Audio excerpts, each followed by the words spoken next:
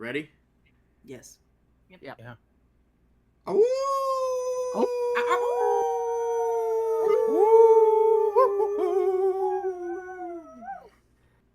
Woof.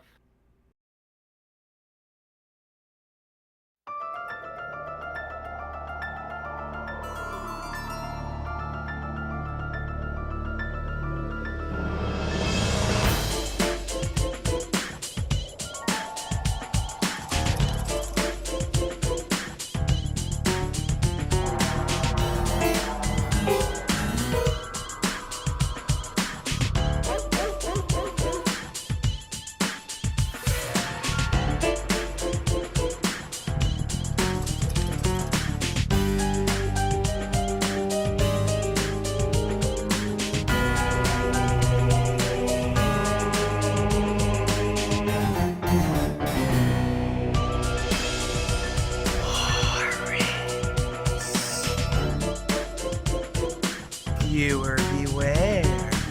You're in for a scare.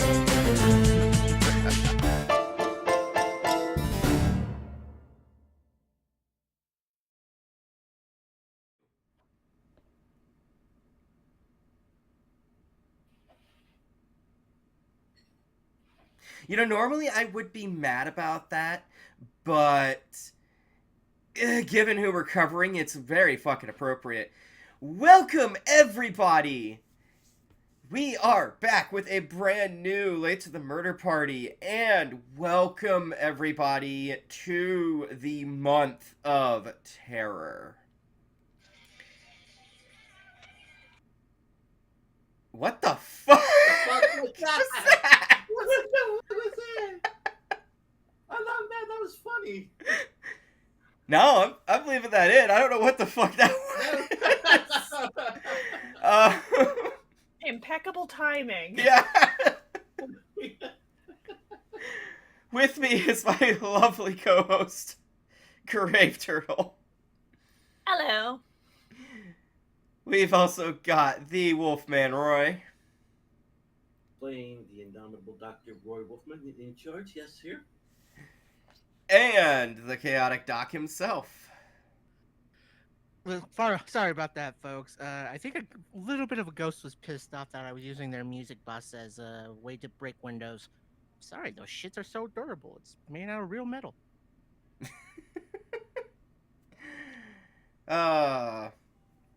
Yeah, I wasn't going to acknowledge the cut there, but that's fine. We'll acknowledge the cut there. Fuck it. We're doing this live. Blame the ghost. It's magical. And today, yeah, we are talking. So, if everybody should be aware by now at this point, because I think it came out in September, didn't it? Yeah, I think it did. Came on, yeah. We had the fourth Conjuring movie come out, and it's essentially, from what I had gathered when we're recording this, because we're recording this early, basically, it's their Avengers of the fucking Conjuring, because, we literally bring in all the connections of Annabelle, the Nun, and I want to die. So, I finally decided, no. I have ignored this entire franchise for too long. It's time we talk about the Warrens. So, we are going to cover the entire Conjuring universe. We will also be covering the Amityville horror, the first movie. However, that is going to be technically separate. So, but expect that this month. So, something to look forward to. In the meantime, we gotta cover the Conjuring universe. And we're going to not do this in chronological order, because fuck you. We are gonna do this. We are doing it in the chronological. This was the first big case that made their names. True, but technically the Nun would take place before all of it? Good enough, yeah. the whole timeline's kind of messed up, so we're doing it in release order, Yeah, which release is order. the chronological order that we are following. Yeah. And then, of course, you have, like, things taking place within the universe, which we're not covering. Because you have, in the set in the universe, you have, the La Llorona. You also have, fucking, like, a reimagining of... The Sharon Tate, the La Sienna Sharon Tate murders. Yeah. Like, no! So... Because, like the Warrens, the Conjuring movies had never saw something they didn't want to grab onto. Yeah. Exploit and milk this shit out of. So, no, we're doing this in release order. So we're starting today. We're not covering the Snedekers, so we're not covering A Haunting in Connecticut. Sorry, folks. I know you were really wanting that. Even though I did actually enjoy that movie when it came out. I saw that in theaters. I actually liked it. I barely remember it. Yeah. I laughed It's at a mess it. of a story, but It's a that is for another time. Yes, absolutely another time. So in the meantime, we are going to cover The Conjuring today. The first one. The first one. The first one. The Perone case. Yeah. So let's dive into that. Conjuring 2013. Paranormal investigators Ed and Lorraine Warren work to help a family terrorized by a dark presence in their farmhouse. Directed by James Wan, writers Chad Hayes, Carrie W. Hayes.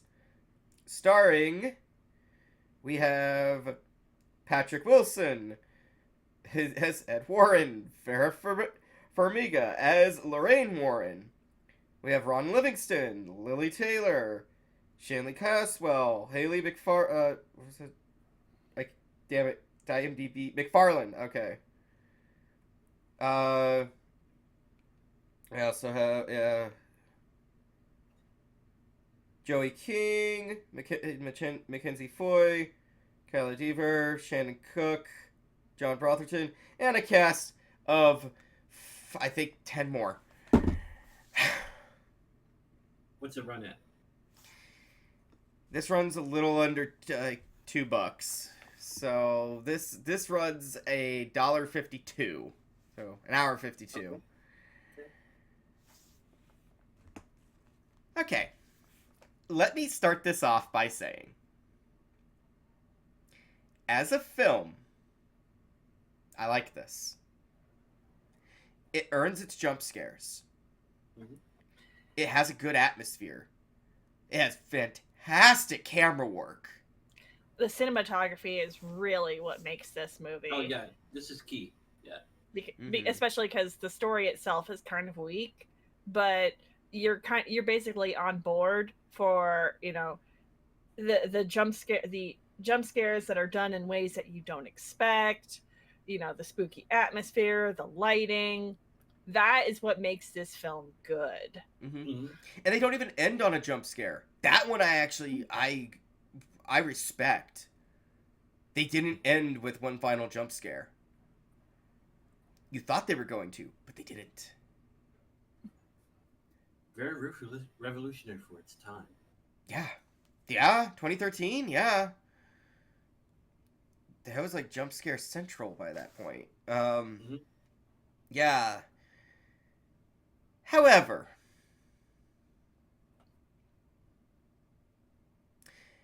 as a based on a true story,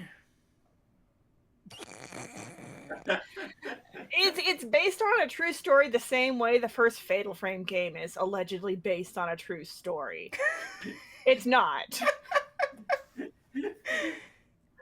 Oh my god. Texas Chainsaw is more based on a true story than this. Fucking... Let's talk about the Warrens.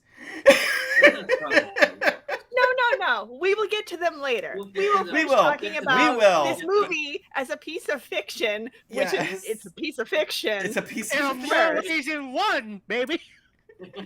Because like there's a lot of good things that this film does well. Like throughout the film, you have these nice little touches, and there's a lot of foreshadowing that you kind of pick up on, and the attention to detail with the time period, the fashion, the way the house is decorated, even though like the house looks nothing like the alleged house that it actually allegedly happened at. Yeah, But because Yeah. they totally had Southern colonial houses in fucking Rhode Island. This is a piece of fiction. Yeah. Like the design of the layout of the house works, towards the story. And the filmmakers did a fantastic job with all of that. Like you kind of catch on very quickly that this wardrobe is it has something to do with the haunting that's going on, because the camera Spooky, yo. lingers on it. But it's like when the kids are scared and staring really hard at the wardrobe, the jump scare doesn't come out of the wardrobe, it comes from on top of the wardrobe. Yes. Or like the combination of hide and seek and Marco Polo games that they play. Yeah. And the Call to Narnia got really creepy, got really disturbing once you got to the later years. That's what we were thinking when we were watching that wardrobe. You expect like at some point the ghost is going to join in on the game, but rather than like while the kids are playing it, the ghost tries to start the game on its own. Yep. And so it's like little things like that, in like the ways that like you don't expect. And so it does a lot of really good stuff there. And I love me a good bedsheet ghost. So when that bedsheet flew away and there was for a second a bedsheet ghost, that makes me happy. Oh, that was fantastic. Yeah. No, I said yeah, and also I will say, as much as the general, like, we make fun generally of the Warrens and their whole thing, if we take that story out of this, I'd say honestly, a lot of the actors really did a good job here. I do like Patrick Wilson as Ed. I do like I can't pronounce her name. I apologize. My Italian is her. My Italian fails to beseech me. She does a really good job as Lorraine. I will say, I think the star and MVP is probably Lily Taylor as Mrs. Pedron, because if nothing else, she is going at it like a mad woman. It's amazing.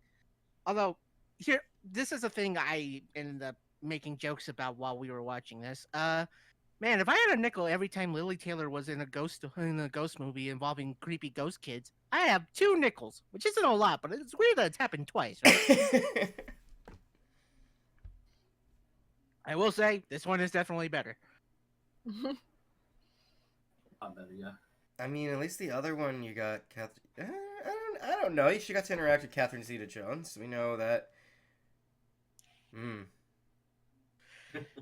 Yeah, but bisexual Catherine Zeta-Jones could only save the movie so long before you realize, oh yeah, Owen Wilson is in it. Very creepy. Anyway.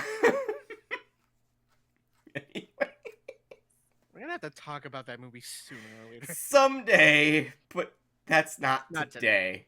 Not that day. Thank God. And thankfully we've covered the original first. Yeah, the story is fantastic. I love the fact, like, it starts right off with the Annabelle story. Like, it literally, it starts you right off with, like, oh, hey, Annabelle. Like, okay. And then I'm watching, like literally the whole interaction on that. I'm like, that's genuinely creepy. It is. Like, that's actually good. I liked that.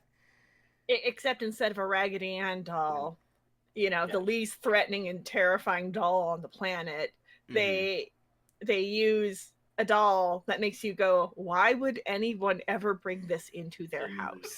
That's one of those. That's one of those things. Like we'll get through the whole series plus when we eventually get to the Annabelle movie itself. As I get the reason why they changed the design, but why specifically that design? When you make Slappy look harmless, what the fuck are you doing?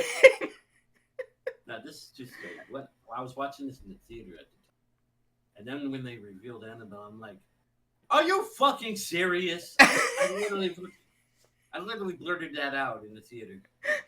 Like, I'm sorry. The first thing that really pops into my head is, man, this is what happens when you have the Munchkins in drag. Apparently, what the fuck am I looking at? Oh my god. Yeah, it's like, okay, you don't want.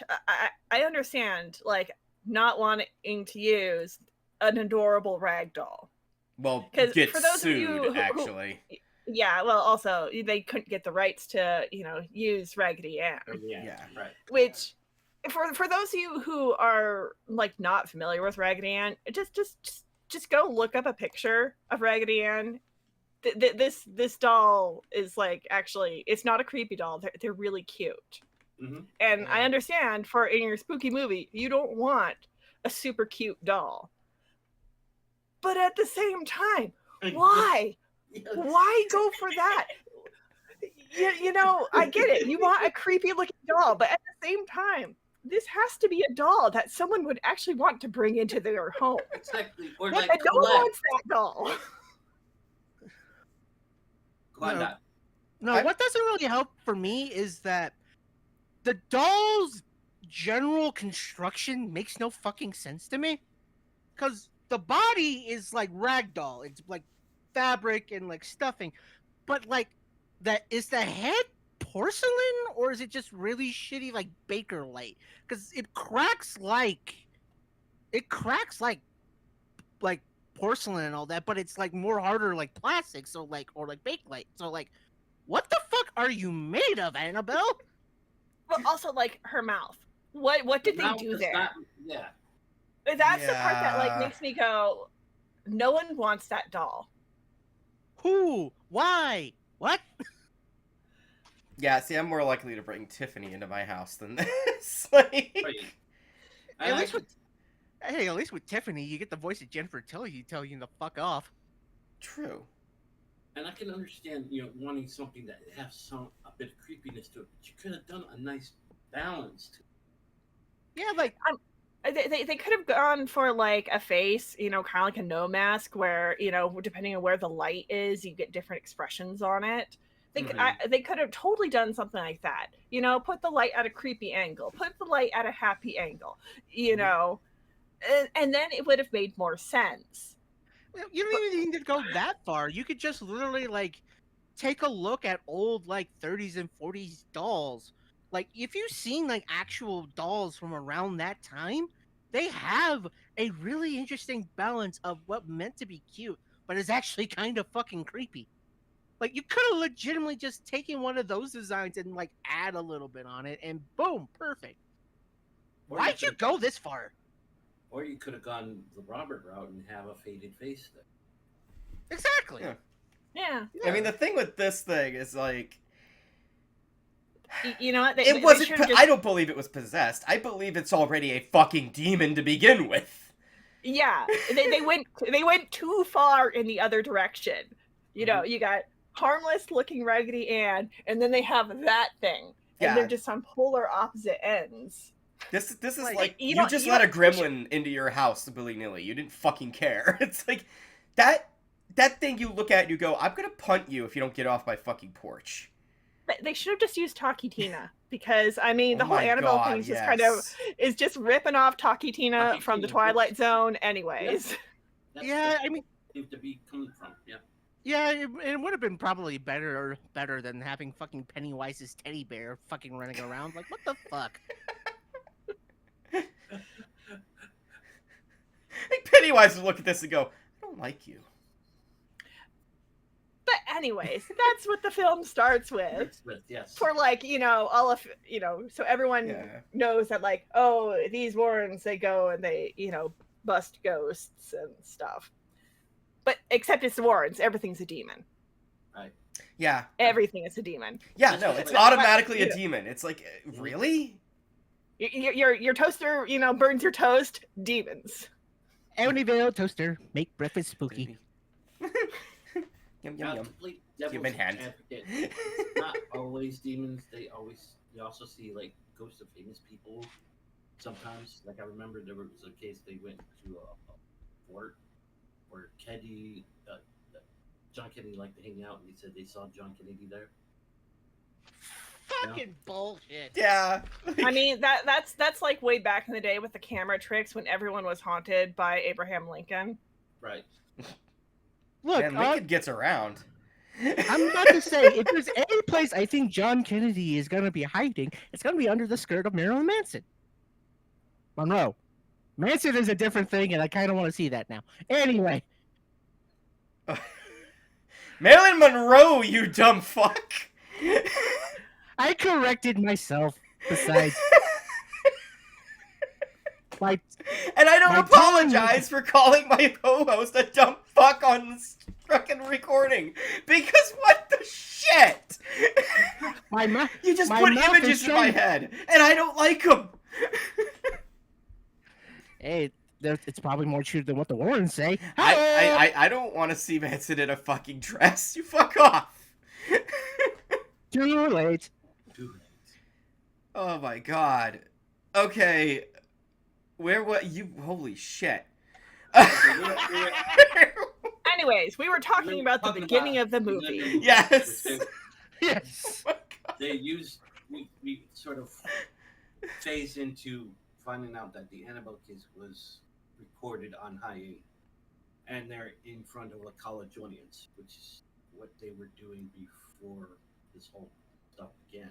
They were all usually brought in around Halloween time to talk about their high adventure. So, ladies and gentlemen, the Duke Paranormal Society has more cred than these two people. Yeah. And they were around since the 1920s. And still going on. I will say, like, because we're not going to give you, like, this isn't going to be, like, a scene-by-scene breakdown. No, yeah, we're not EFAP. No, Yeah. we are going to, like, talk about just stuff that we liked in this and everything. And I gotta say, one thing that really makes me laugh, because knowing the story of the fucking Warrens, is how much they concentrate on the fact of God brought us together for a reason. We're supposed to be like this happy like fucking family and everything. And I'm like, didn't you like fucking divorced? Like, I was about to say, that's the thing. It's like, if it wasn't Ed and Lorraine Warren, that would be a nice settlement. But what we know of Ed and Lorraine Warren, they divorced like a decade later? yeah, it's like we were meant to be together. Yeah, but for how long? Apparently, God wanted a return on that investment. No, like, okay, the girls in this, who like the daughters, they do a really good job. Oh yeah. I was very believable. Those kids were terrified. I mean, I feel bad for the husband because it's just like, it takes him a while to even like comprehend what the fuck's going on. Granted, you know, it's better than a lot of movies like this because it takes him a little bit and then he goes, okay, yeah, I see some shit's happening in my house. Let's go find experts. like, like, that's fair. And you never see him like actually like fight against them other than, you know, when he thinks his wife's being hurt. Which that's normal for any normal human being and good husband. But you do like he very cooperative throughout this and very like I don't know. It's nice not to just see this constant family of skeptics, Right. even when shit's happening right in front of them. Mm-hmm. You know, other than you got the cop, but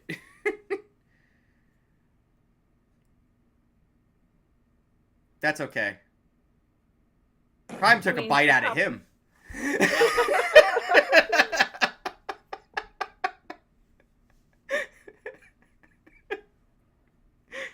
What do you go on, guys? You guys feel. Well, I mean, I love the build-up, how we do it. Mm-hmm. We'll get like the clapping game. Oh, that was creepy. Yeah.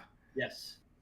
When you actually finally see the ghost hands, clapping right behind her.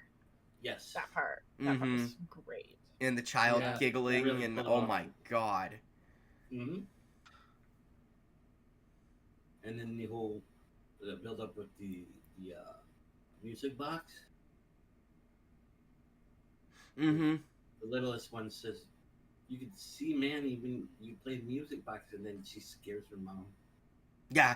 That worked. That worked really good. That was really good. Yeah. That was good. What else? Good. The child ghost not actually being malicious was nice. No, yeah. Yeah. Yeah, no, the child ghost was actually helpful. I mean, playful and then helpful. Like, Mm-hmm.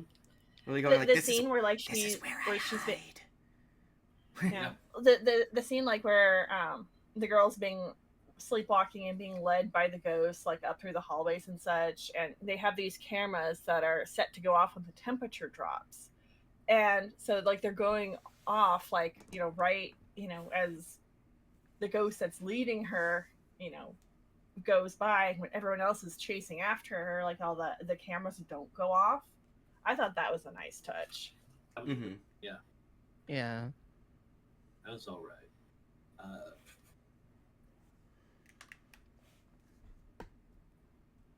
I can pause. It's okay. Yeah, like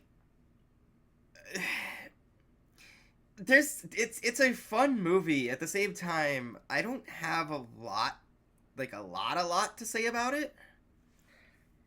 It's, Yeah. Go ahead.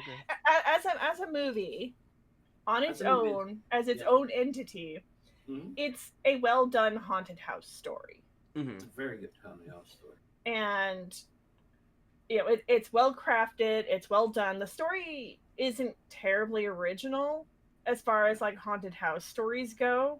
I mean, you can basically see similar stories written all the way back in like the Victorian era. Right. Mm-hmm. Yeah. But the acting is good, and the characters are believable for the most part. It's just that, and it's enjoyable as its own movie, as its own thing. Mm-hmm. But Yeah. then, like, once you find out anything about the Warrens themselves, that's when the movie starts to feel less good. Yeah. Just because it's associated with them. Also, to And- add what It's like regardless of like what you feel like about ghost hunters, paranormal societies, Mm-hmm. Existence of demons or whatever, it's like when it comes to the Warrens, it's like they're just so fake and predatory in like really terrible ways. Mm-hmm. Yeah. And that's when like their association starts to take away from any films based off of any of the cases that they supposedly did. Mm-hmm. Yeah. Oh, can I tear apart a line for a second here? Because when they're asked about some shit, like the people asking about paranormal stuff, they immediately dismiss vampires. Yeah, And the way they did this, like, no, we're those are just make believe. We do, like, you believe in demons and spirits. Vampires are a bridge too far, apparently. Yeah, I'm like, motherfucker. Yes. I mean, I straight up Yeah. took a Simpsons quote of like, oh, Lisa, vampires are make-believe, like zombies, werewolves, and Eskimos. I'm like, what the shit? Yeah, no, that was something I added onto with saying, I don't get that because I feel like believing in the paranormal in general feels like an all or nothing kind of thing. Yeah. Like, if you believe in life in the afterlife and ways to come back from the afterlife, I imagine you would be cool with the idea of somebody not being able to die and go to the afterlife. Yeah. So it's like, yeah, ghosts, demons, and spirits and possessions is fine. Vampires, though, fuck that shit. What?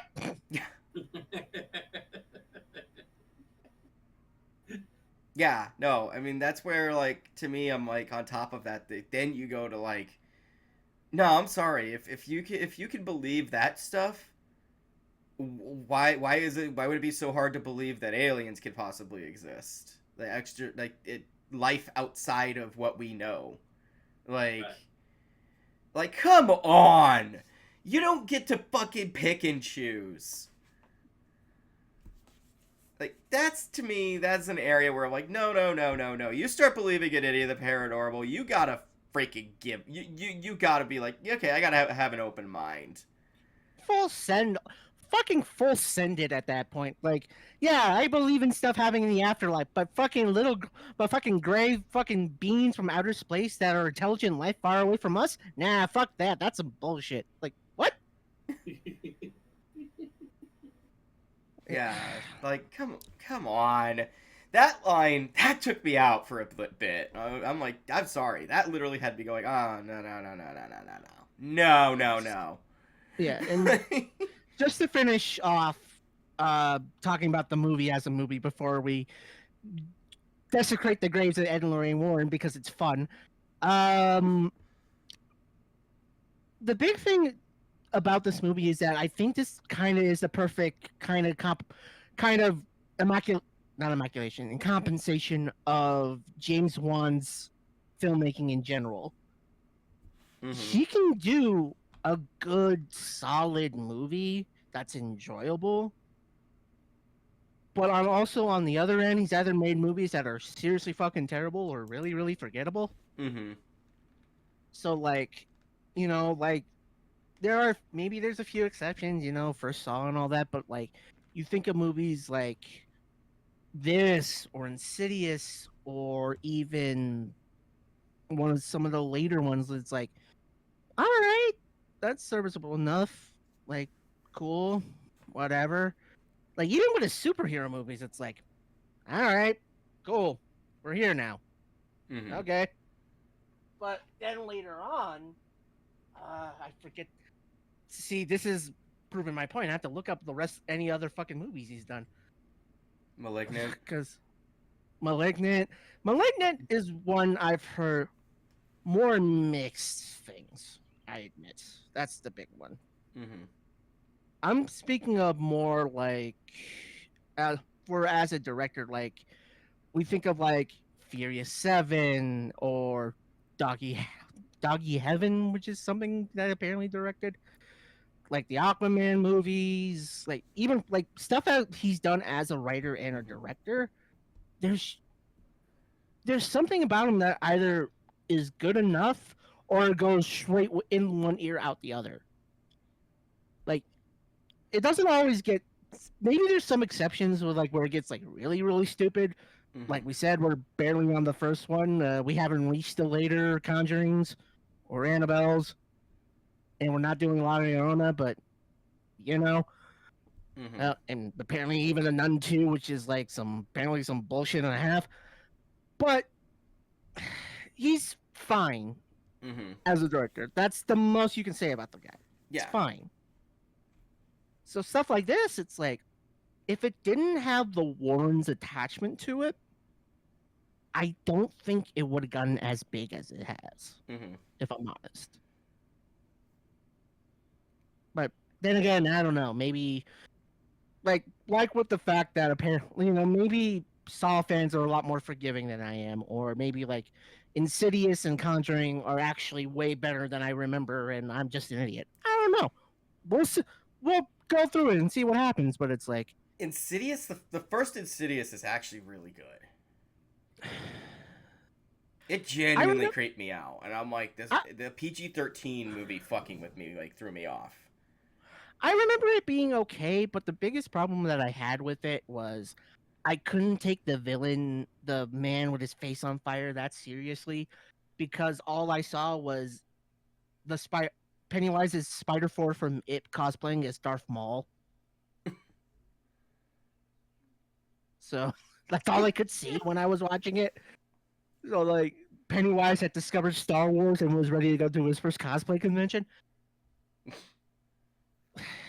And then also with the bride nun thing, whatever was that second ghost, it was fine, but also just like only that was the one that gave me a jump scare. But even then, that wasn't like, oh, you got me. Movie. It's like, oh, fuck off, movie.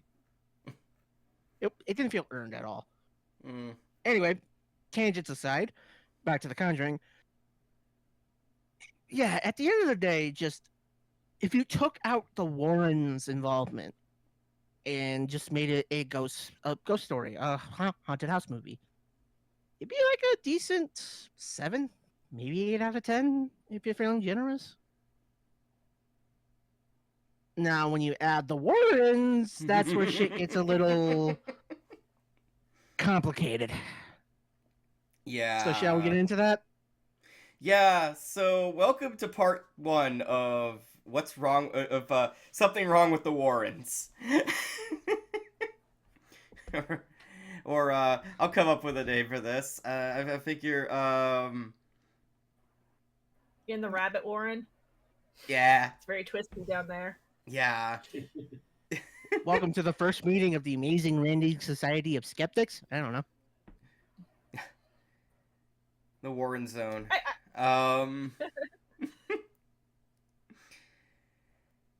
Oh boy, where do we fucking begin?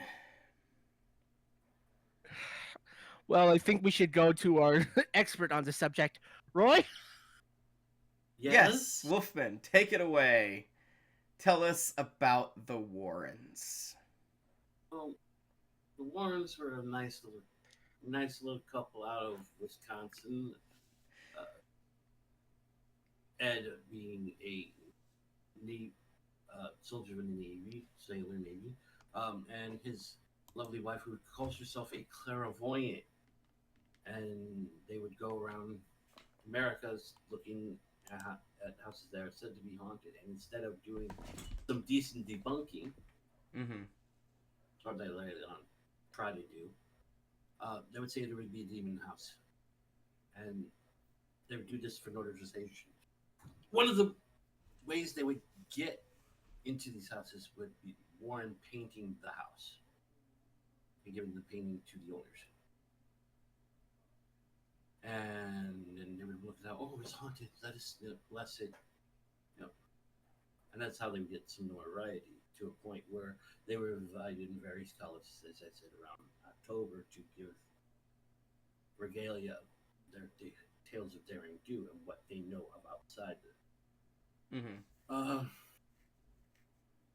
they were around the University of Rhode Island. Is it University of Rhode Island? They were at a university around Rhode Island at the time, and Perone came to them for help. They were seeing malevolent demons around. I'm sounding like them right now. Malevolent ghosts around. One of them, they believed it would be. A lot of them were related to what the Arnolds, who used to own the land Perone house was. Yeah, it was a 10-bedroom home, ranchero looking farmhouse with 22 acres. They would get like haunted by, but then they would get attacked somewhat out of nowhere. Bruises, sometimes incisions, and they had gotten the Warrens to go out there, and they said, "Oh, this is the spirit of Bathsheba Sherman." Bathsheba Sherman was the resident ghost around that time. I'm not a ghost, witch. Witch, Sorry. yeah. which, like 1915, she was accused of midwife murders. Could not be proven, but she had a bad reputation, so unwarranted, of course. Mm-hmm. So Lorraine decided to hook onto that. They decided to exorcise the house against the church's wishes, and they went on their merry way. This is the only major haunting infestation that is believed to be of the history of this house. Mm-hmm. Later on, it would be sold to Sudbury, the Sudburys, and then when this movie came out, you would have a lot of people trespassing, breaking in, trying to contact Bathsheba or any of the Arnolds. And the Sudburys got tired of it and they sold it to a woman named Juanita Ward. Jacqueline Juarez. Sorry. Mm-hmm. And she just embraced the whole thing. I mean, she was doing ghost tours. She hired one of the guys being Josh Brown, who knew how to do the hammer toe Victorian shyster move. Mm-hmm. They would, him and a woman by the name of Shiori Hayes, I believe. Shiori Hawes. They had this act they would do where they would talk to spirits, and you can ask them questions, and they were answered by the knock of wood. Mm-hmm. Which was pretty much just doing the hammer toe, where you double joint it at your big toe and crack it and makes the sound of wood. Well, they got found out for that, and this drove Nunez, Jacqueline Nunez, to a tizzy, and she pretty much ran off. She's got some charges. I don't know. Oh shit. I think it's fraud or something. Mm-hmm. But just recently, like today, of this recording, it's believed that it's bought by comedian Matt Rife. But other than that, this was the Perone family had a major focus on the paranormal, which was believed either to be intelligent haunting or, to the more hardcore, who believe that intelligent hauntings have to happen time to time. This is the only instance. They believe it was poltergeist activity. Mm. Because, you had 4 adolescents. Was it 4 or 5 adolescents? 5. 5? And it's believed that when a female child goes into adolescence, the psychic energy starts to bloom from them. Mm-hmm. Some out of others. Well, there was at least 4, because I think that then there was like the young one. So you had a major, psychic energy affecting things, causing geist activity. Mm-hmm. That's what the hardcore. The more skeptical believe that the Perones had created what's called a Faraday cage. Faraday cage is when you have your wires, your electrical system in a house carrying more electricity than it needs to, creating an electromagnetic field. Mm-hmm. This could be in your junction boxes, your circuit boxes, even on insulated wire. Mm-hmm. And this could cause people who are sensitive to electromagnetic fields mild stuff like rashes and bruises to stuff like feelings of paranoia, seeing things at the corner of the eyes, mild hallucination. Mm-hmm.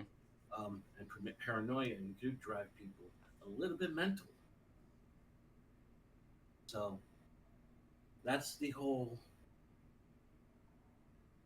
story of the Perone family. Okay. Believe what you will. Mm-hmm. But most of the action happened around 1970, 71. It made the Warrens a bigger name than they were. Mm-hmm. And then it would be the next case they would have that would blow them up. Yeah. The Amityville. So. But we'll talk about that at a later date. Yeah. So yeah, Any the questions? words are shysters. Who the fucking thought? Right. I mean, all they could say is, "Oh, we're going to blame this woman who was unjustly accused." By the way, this caused major defacement of her gravestone. Ooh. She's Sherman's gravestone to the point that they had to replace the gravestone. Mm-hmm. But yeah, they pretty much went on former blame game tactics to make a nice, fantastical story. You know, say they calmed the house, which I think what happened was they calmed the house around the time they got done with renovation, and so the electromagnetic fields activity probably calmed down around that time too. Mm-hmm. But that's me. That's the error of belief I subscribe to. Well, thank you, Roy. We will definitely be having you. Wait, this segment will happen each time, I think, and you will definitely let you explain it all Yeah, yep, yep. because you know a lot of details. So Yeah, Yeah. very clearly your wheelhouse. it is. Oh, I don't know a little bit more, but I'm just this guy. So Anyways, yeah, as a film, Conjuring is fun. Um, I don't feel that it's something. I mean, if it's on TV, I'll watch it, but oh, it's definitely watch not it. something I need to seek out again after this. Um, you guys have anything else Yeah, to add? definitely essential for the 2010s. Mm-hmm. It sort of like was one of the spearheading movies that broke us out of the sort of horror funk, as I like to call it, the 2000s. Yeah. Like we. Mm-hmm. Yeah. Like while like in other countries there was some amazing stuff going on, like especially in Japan with like Ringu and like at the audition and all Mm-hmm. that.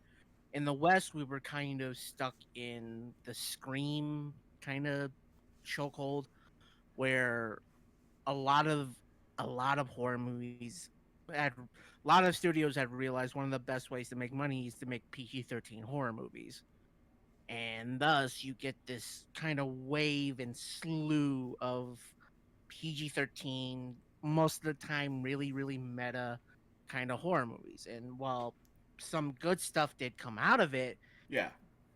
around the late 2000s, early 2010s, people were really getting sick of it. That's why they shifted over to stuff like Paranormal Activity and The Conjuring, and and that's when they tried to reboot stuff like Friday and Nightmare, get people out of this kind of funk, PG-13 No, funk that we have put ourselves in. the remakes was one of the reasons we were in that film.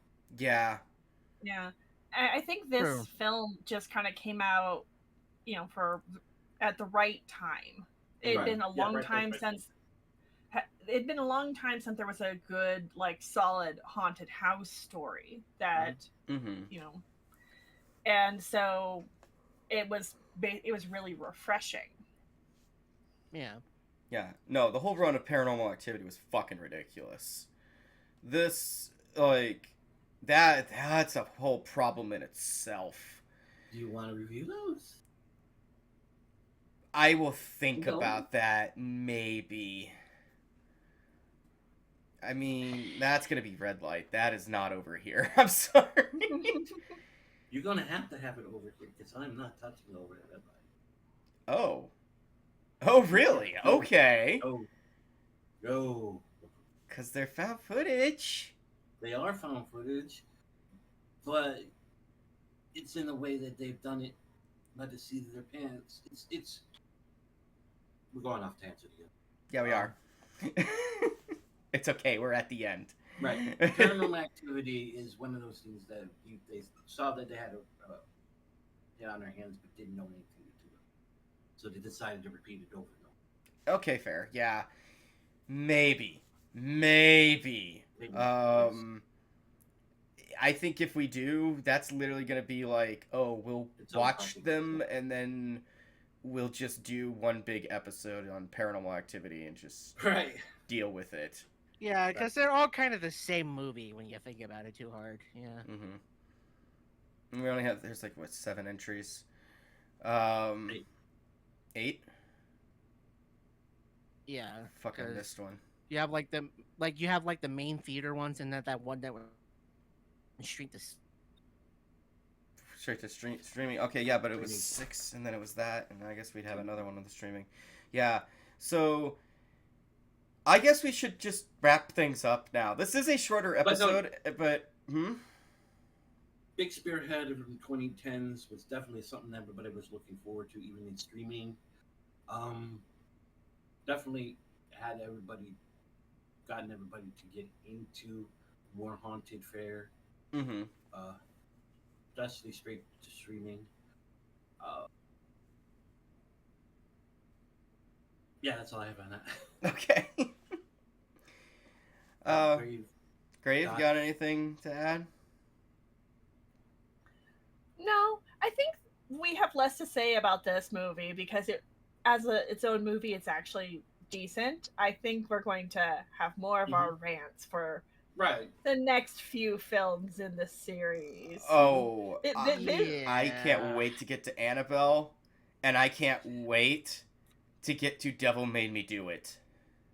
Oh my gosh! Oh, that one. God, this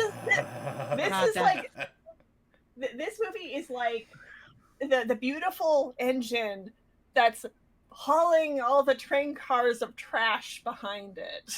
Yeah. It's like watching a semi truck on fire. It's horrible, but you can't look away. Yeah. I mean, this is like, the nice part. Well, the rest of it's on fire. It's like, oh, it's beautiful and shiny. It has all these bells and whistles, and oh my god, the rest of it's on fire. Yeah. Yeah. Oh my god, children are God. screaming. It's that Chris Farley smiling meme where he's smiling and then he's realizing there's something terribly wrong going on. Yeah. Yeah,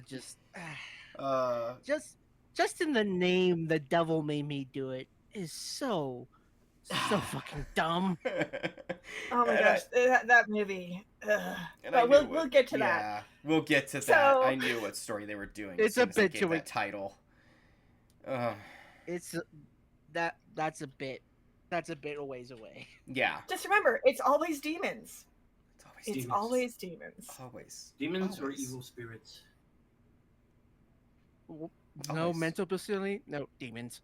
Demons. PTSD episodes, no demons. Demons. It's always demons. It's always demons. Mental tick? Oh yeah, that's a mental demon. Incontinence? God. Gas demons. Gas demons. Oh god. Definitely not, the gas station burrito you ate. It's Yeah. demons. It's demons. That's a demon coming at your ass. Oh my god, God, what did no. I eat? What didn't you eat? God, blaming everything on demons. No wonder the Catholic Church loved Ed. Oh god, yeah. So yeah. I'd say check out The Conjuring. At least the first one. I'll We'll definitely see. check out. We'll see how the This rest is- of this goes. No, this is the only movie that's worth watching out of all of them. This one. Just this one. And what Skip the blows rest. what blows my mind the most, we looked at the budgets of all of them, very low. Like decent, Very low, like yeah. still very low. And made bank. Mm-hmm. Every single entry made bank. Because they saw Except this for one, one. and thought that it was going to actually be good. Yeah. And apparently they And just so- kept coming back and were like, oh, well, it's gotta be because the first one was so good. And it's just like, yeah, I don't fucking get it. I do, because I saw this movie when it came out in theaters, and I was like, yay! A wonderful haunted house story! I'm definitely going to see the next one. Next one. okay, that one was trash, but the next one's gonna be good, right? What the fuck is this shit? Yeah. So it's basically this series is the benefit of some cost fallacy. You Okay, put too look. much money in this shit. Look, at a certain point, I just realized the rest of them are a dumpster fire, and didn't the only ones I actually saw in the theater were like the first two Conjuring movies, and the rest of them I just watched later and stuff, and then I was just like, no, this is a train wreck. But how big is this train wreck going to get? Yeah. And then I just started enjoying them just... as trash movies because the rest of them are trash movies. Mm-hmm. They are. There's no getting around that. I'm it's stating just it right watching now. a Trash plane movies. with its wings on. Yeah, it's just watching a plane with its wings on fire, slowly but surely just crashing into the ground, nose diving into hell, and you just wonder how much more is gonna drop off and burn before it finally goes. Except for the Annabelle down. movies, because those are like, how many Those are times good can we redo, the living doll from the Twilight Zone with the serial numbers filed off? Right. Because that's exactly what every single one of those movies are. It's like you just wanted to see Taki Tina, get the body count up again, right? Because that's what it is. When really you should just go and watch the Twilight Zone episode, because even on an old TV budget, they're way better. And Grave's not wrong. It's believed that Ed and Lorraine took Annabelle from Talking Tina. I believe it. Because if you watch, Go ahead. Because if you watch that Twilight Zone episode, which is one of the most famous Twilight Zone episodes, and was really, really popular around that time period, and then here they are, and here's Taki Tina. Yeah. So essentially, what we've established is that the Conjuring universe, its entire franchise, is an abusive relationship with a ghost. Essentially, where it's like, I saw the good in you, but you keep beating the shit out of me each time. But you say you'll do better, and I actually believe you. I come back. Oh my god! So, should we rather just watch The Entity at this point, then? Because that's what you're describing. Yeah. Or like haunted Stockholm syndrome. I don't fucking know at this point. So it's like, we're that one spouse on the episode of Cops who's getting separated from their husband beating the shit out of her. It's like, I can't leave him. Like, he's a good man. He's a good man. He made a good movie. He just hit my head with this car on accident. Ma'am, he's currently trying to break your fucking kneecaps with a baseball bat. I deserved it. No, you fucking didn't. God. Anyway. Oh, we're gonna have fun. So, with all of that said, wrap this up. Grave, where is the turtle today? I'm throwing all of the Conjuring Universe DVDs out the window because they keep coming back in. Just when I thought it was out, they keep coming back in. I keep throwing them away. They keep appearing in the hallway. They just have this little sign that says "Miss me." Like, no, I didn't. Go away. Like that at a certain point, it's not. What do you want with me? What do you want with us? It's more. Will you fuck off?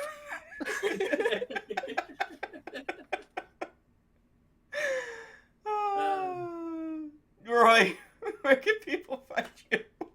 You could find me here on Wolfstand Productions, whether it's It Leaked in a Murder Party, at my own little shindig, the Starlight, where we're looking at Rare and the Scare horror, or the Red Light Your Home Videos is our horror. You can send us love mail, hate mail, Warren mail, Rhode Island mail, her own family house mail, Hammer Towing mail. But the Rashida Jones mail. Send it at Starlight Podcast at protonmail.com. You can also send it to the Zitter over at capital R, capital L, capital P, capital S, Starlight, RLP Starlight. We'd love some recommendations, some commendations, or just say hi. We'd love to hear from you. I also work at criticlist.com. We are the premier critic site. We do reviews and lists telling you what movies you should check out and see. That.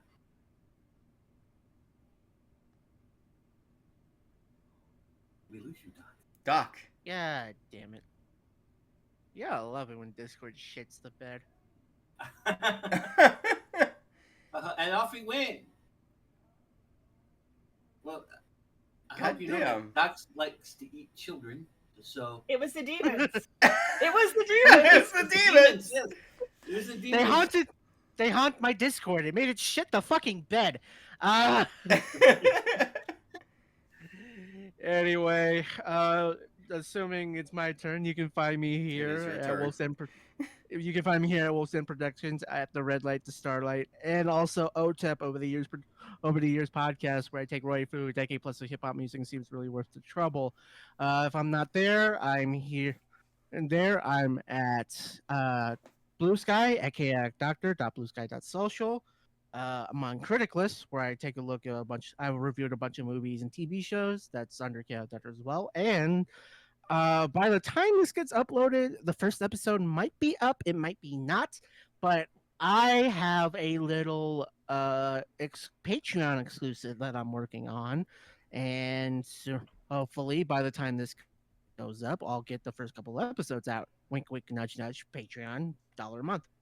Mm-hmm. Excellent. You can, of course, find me here on YouTube and Podbean under Wolfson Productions. From goofy-ass anime to the shocking horror, Wolfson Productions, your #1 stop for equally nerdy reviews of nerdy media. You can also find me over on Blue Sky under the Mistress Ookami. Not the Mistress, but Mistress Ookami. And if you're feeling extra generous, you can head on over to Wolfson Patreon, where you can get access to episodes that may or may not drop to the general public. Episodes that most certainly will not be dropping to the general public. Behind the scenes, all sorts of goodies, all for a measly $1 a month. Remember, folks, your $1 a month, they can go a long, long way. And until next time, God, when was Conjuring 2? What year was that? I believe that was 2013, 2013, I think? The first one was 13. No, that was the first one 13? Yeah. Yeah, it was 2015 then. So 2 years later, we get a new case, and we will be jumping into that. Because at least we still got a little bit before we have to deal with Annabelle.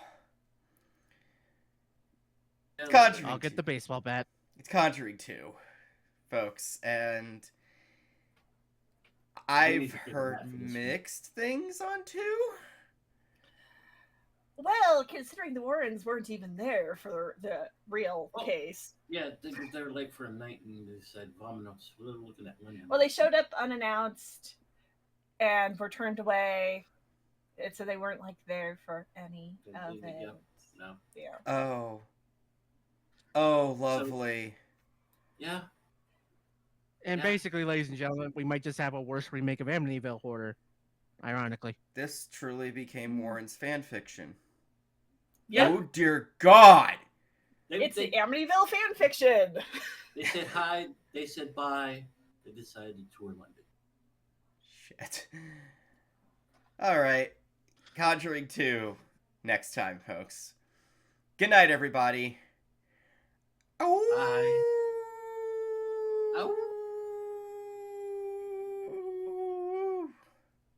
Guestings. Month of terror indeed. Oh my God. I'm gonna go grab the baseball bats. Dun, dun, dun, dun,